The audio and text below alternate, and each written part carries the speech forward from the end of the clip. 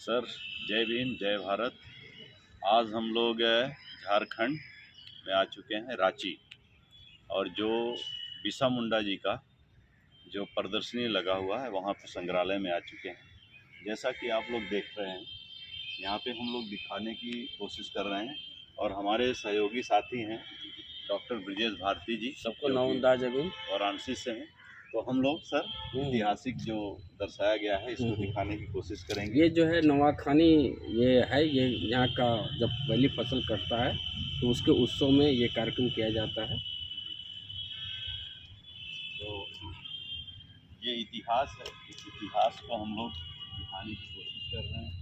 उस ज़माने का ये बांस हुआ करता था जिससे घर वगैरह बनते थे। फिर उसके बाद यहाँ की फिर हमारी जो कृषि विभाग जो था, बैलों की जो सभ्यता थी जिससे हमारी खेती हो रही थी। उसके बाद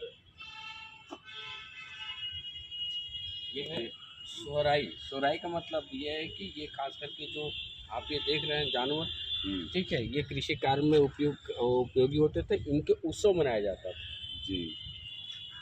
और यहाँ पे तो ये मनाते थे, सब कुछ होने के बाद थकान दूर करते थे गीत गाना वगैरह के माध्यम से। यहाँ फिर हम लोग चलते हैं दूसरे संग्रहालय की तरफ। एक दूसरे के हथियार किस तरह से बनाते थे हमारे पूर्वज, ये है उनकी विरासत।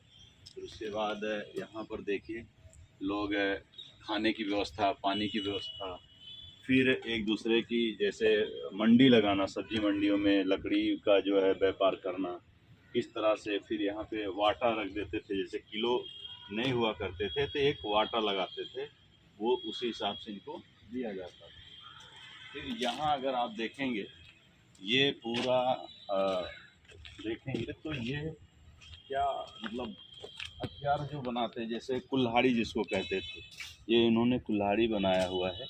और ये घर बनाया हुआ है जिसको झोपड़ी कहते थे। और फिर उसके बाद यहाँ आप देखेंगे, आपको दिखाने की कोशिश करूँगा कि यहाँ पर एक भाला बनाया हुआ है।